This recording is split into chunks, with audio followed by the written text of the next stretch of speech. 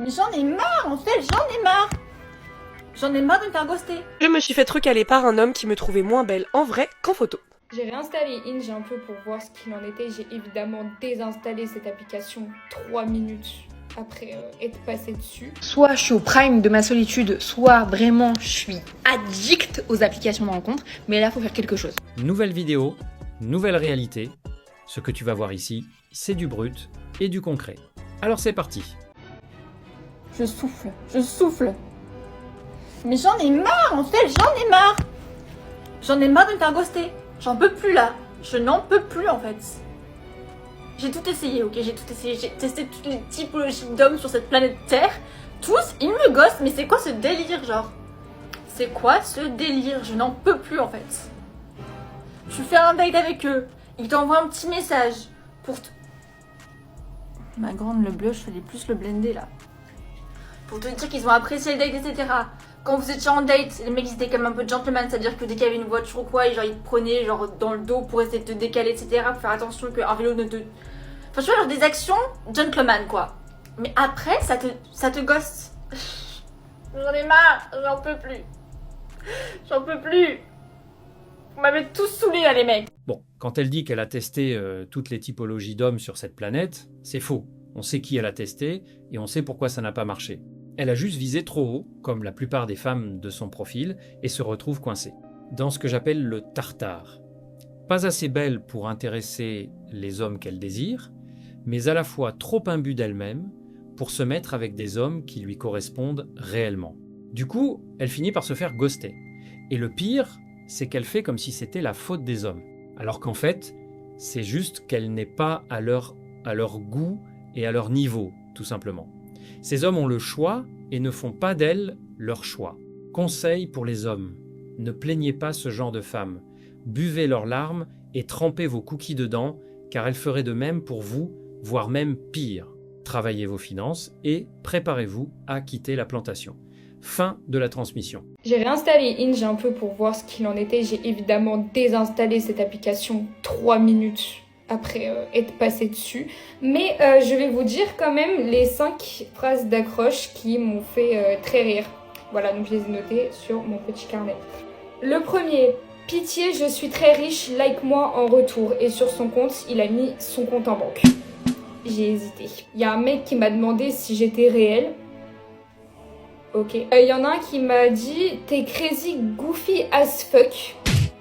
Oh mon Dieu. J'ai un BBL sucré agressif. Sans contexte.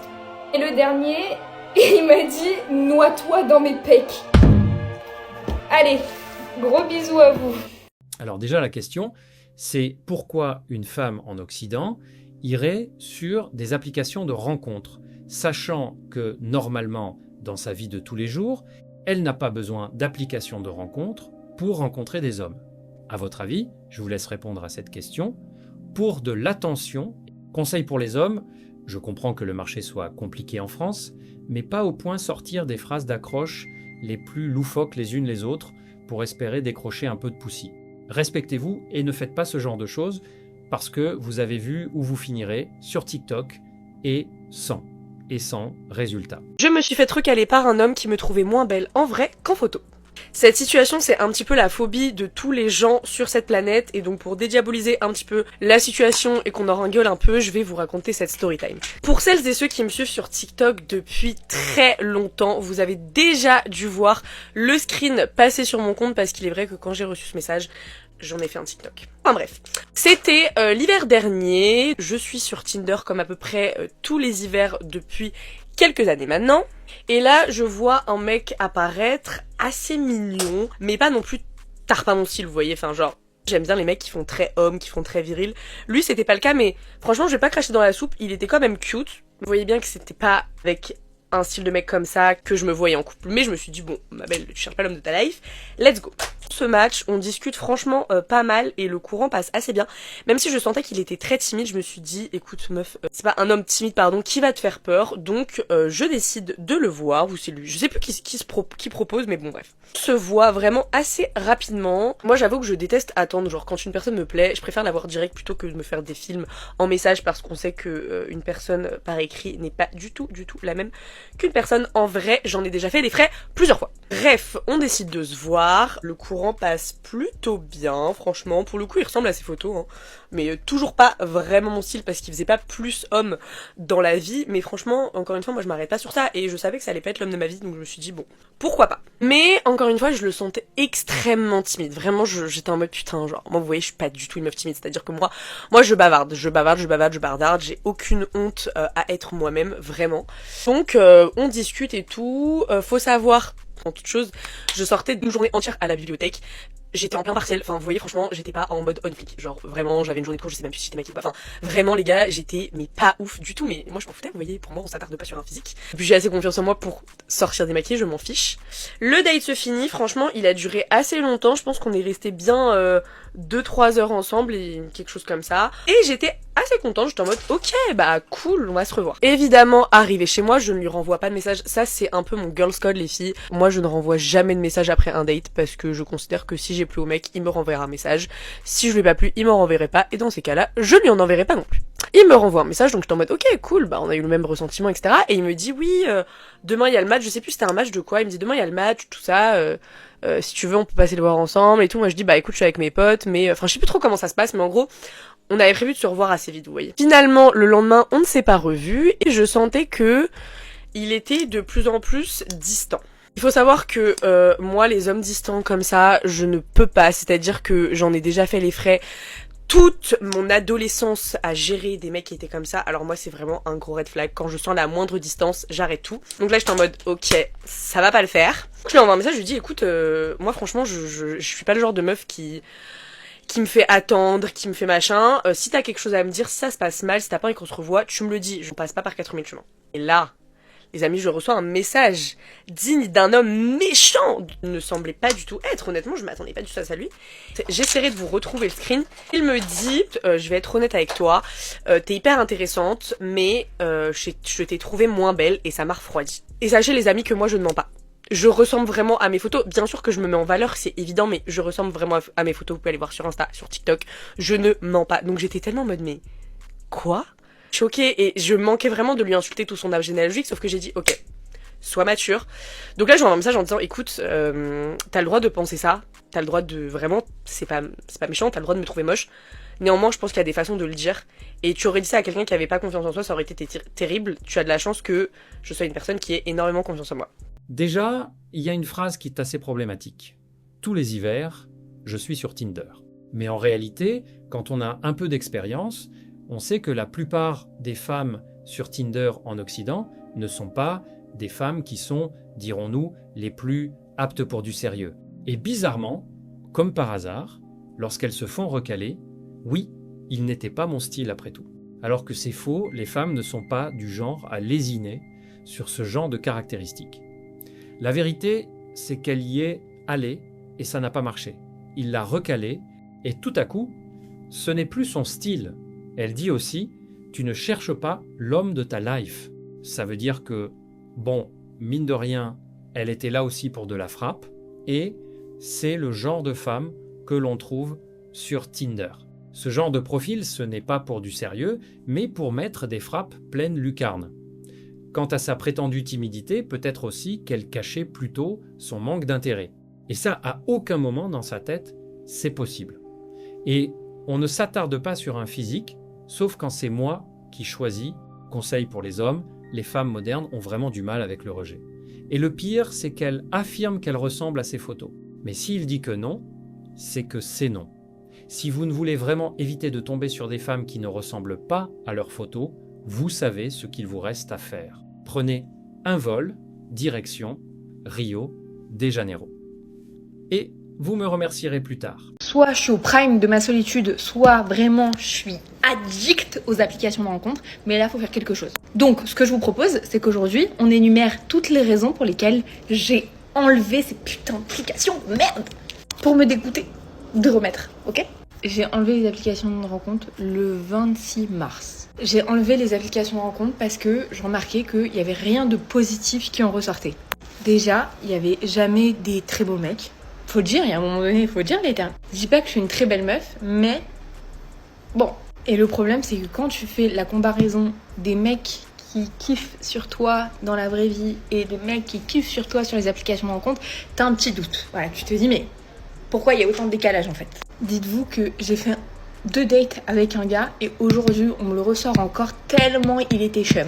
Moi je voyais pas qu'il était chum. Ah oui, c'est mon problème les gars. Ah, je vois pas quand les gens ils sont moches. Je vois leur personnalité, leur intention.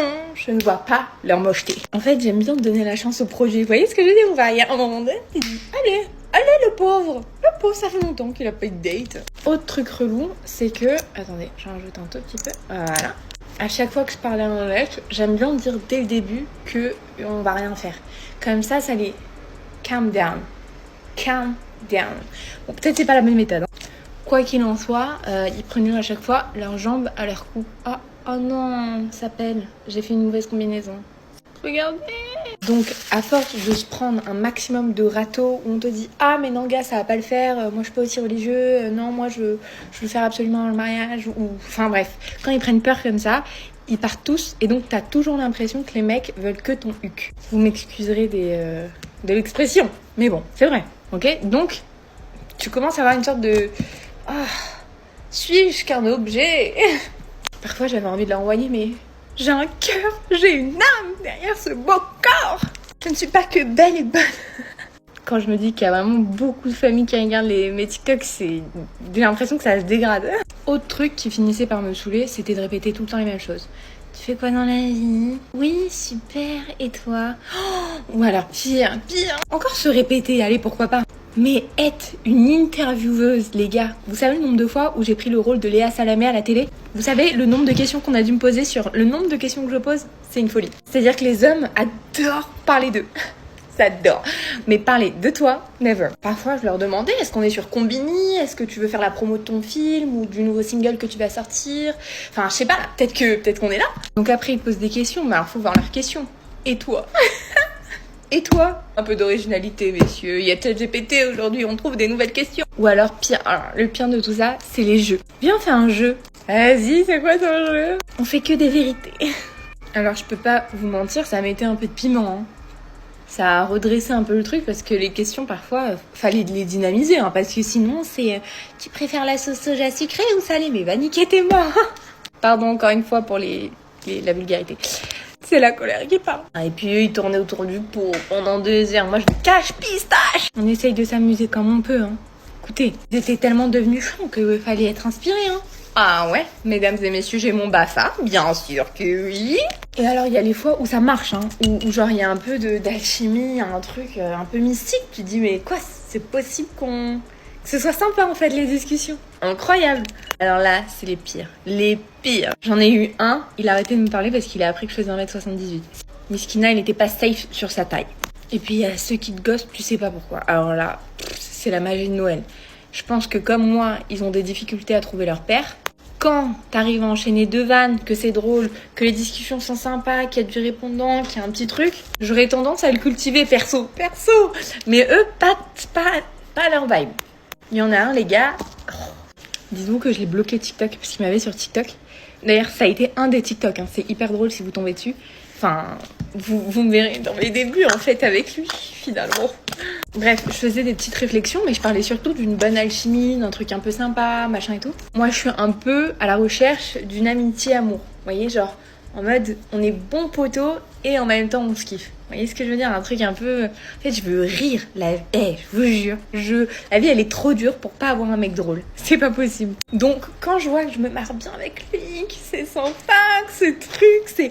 Oh, ça y est, je propose mon date. Alors, initialement, c'est pas moi de le faire, hein, mais bon, ils sont un peu ramollos, donc faut pousser la procédure. Bref, on était au prime de notre alchimie. Et le gars, un beau matin... Hasta luego, bébé. Ok. Juste après que je lui ai proposé le date. Quelques temps après, moi j'étais un peu choc-barre du truc. Dans le sens où je me suis dit, putain, fait chier, je m'entendais bien avec lui. Le temps passe et je change de photo de profil sur les applis. Et là, oh, nouveau petit DM. Coucou les miss. Allez, putain. Et rebelote. Et moi, vous savez, moi, ce que j'aime bien, c'est que j'apprends jamais. Moi, je replonge et je replonge et je replonge. Donc rebelote, hein, on s'appelle, je lui fais la morale, je lui dis mais t'es une merde. C'est lui qui le dit, j'ai confirmé. Alors il m'a sorti une super disquette qui est, en fait, j'ai eu peur parce que j'ai compris que t'étais la bonne. Oh putain. Et j'y ai cru, je me suis dit c'est pas possible, on a eu un trop bon feeling, même lui, je veux dire, lui surtout, enfin, il m'appelait, un truc, machin, c'était sympa. Une semaine, la semaine d'après, il a snatchable les gars. Donc quand il revient la deuxième fois et qu'il me dit j'ai peur de mes sentiments, je me dis ah why not. Puis ça me faisait plaisir d'entendre ça. Moi je fais rien de mal sur cette terre, ok? J'aime la vie, j'aime les gens, je sors, je dérange personne.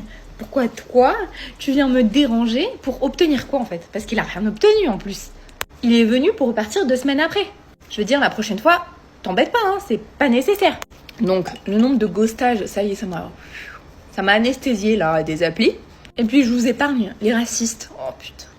Les racistes, les homophobes, la vie de Wham, ça court les rues ou quoi? C'est quoi ça? C'est comme les rats à Paris les gars, il y en a partout.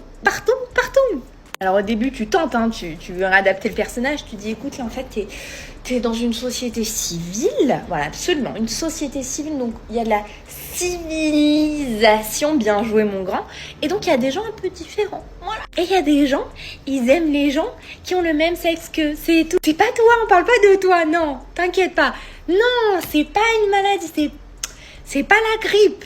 C'est my bad, je me suis mal exprimée. Ça ne s'attrape pas. Putain, le nombre de process que j'ai dû faire à des mecs en expliquant et tout. Rien à faire, hein. Les gars, je suis désolée, y a rien à faire.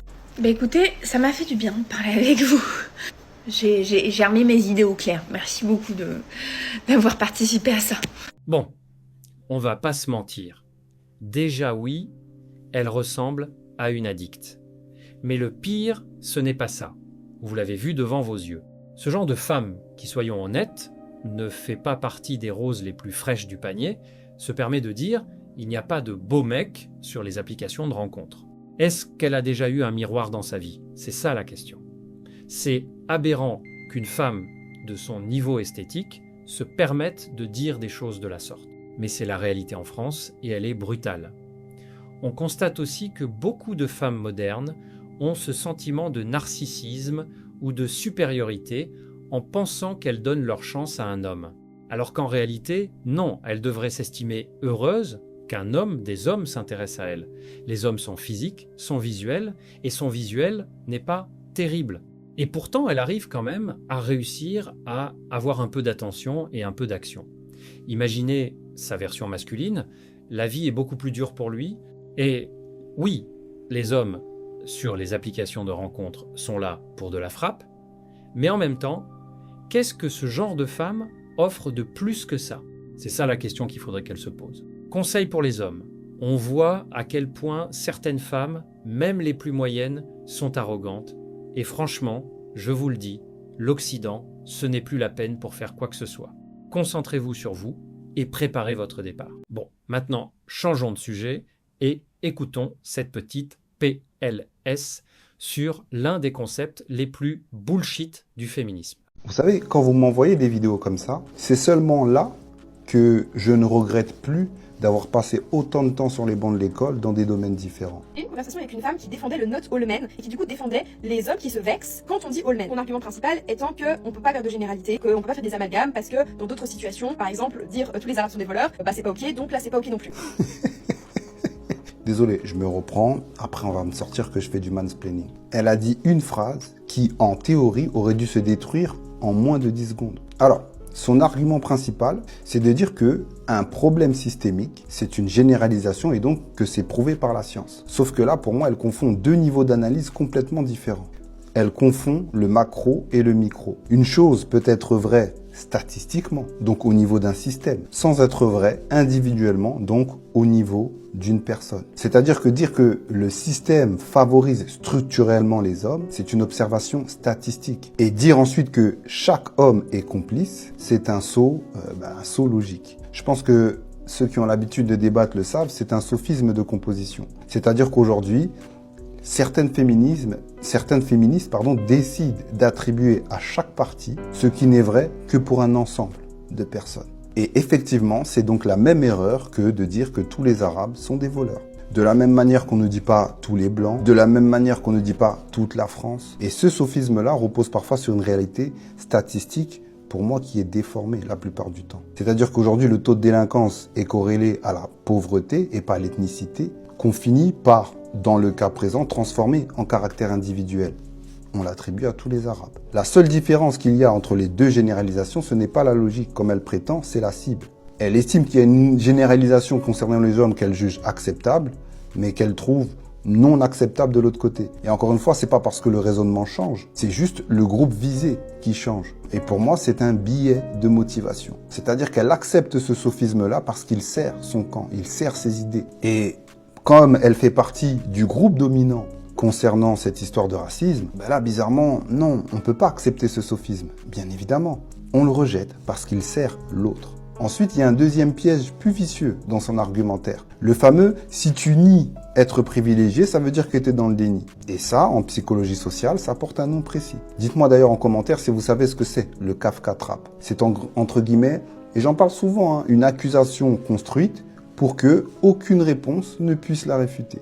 Tu confirmes, tu es coupable, tu nies, bah bizarrement, tu es coupable. Et en plus, dans le déni. Et pour ceux qui ont étudié, justement, c'est une structure rhétorique qu'on trouve très souvent dans les procès staliniens, dans certains discours religieux qualifiés de fondamentalistes, et maintenant recyclés ici par certaines féministes. En tout cas, certaines femmes qui se disent féministes. Et ça, pas parce qu'elles prouvent quelque chose, mais plus parce qu'elle est imperméable à la preuve.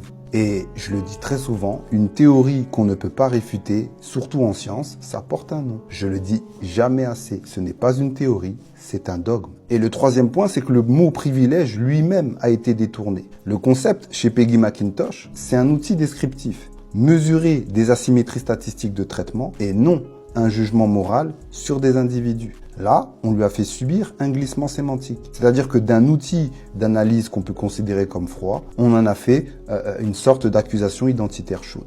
On a transformé le fameux système qui te favorise en moyenne en « toi, personnellement, tu es coupable ». C'est comme si tu prenais une carte météo et tu accuses finalement chaque habitant d'une région d'avoir personnellement causé la pluie. Et finalement, le plus révélateur, c'est l'incohérence qu'elle-même ne voit pas. Elle dit que elle, née femme, arrive à intérioriser des trucs sans s'en rendre compte. Et qu'en l'occurrence, elle se déconstruit.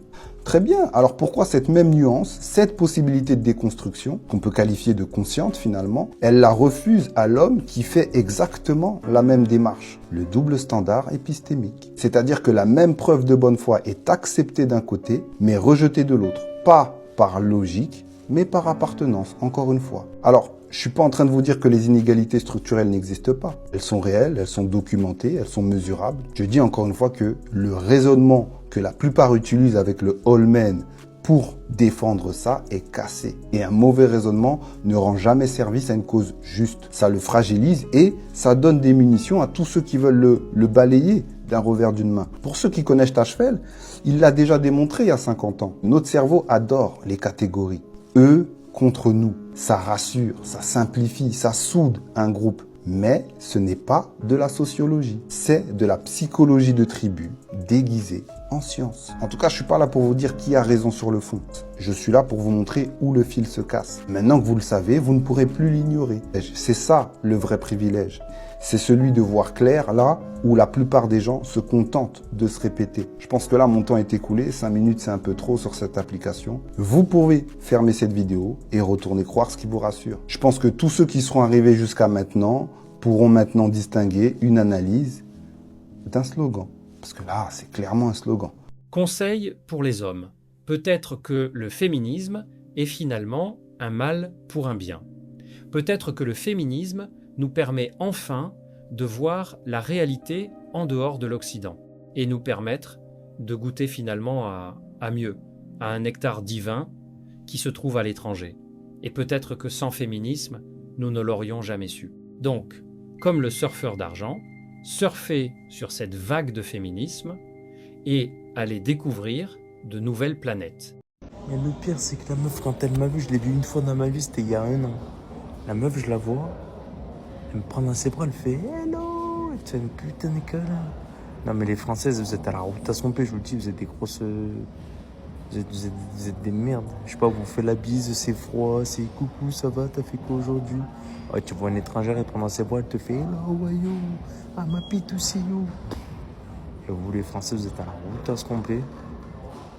Ouais, c'est un régal de voir des étrangères, je vous le dis, rien de mieux que de voir une étrangère, rien de mieux.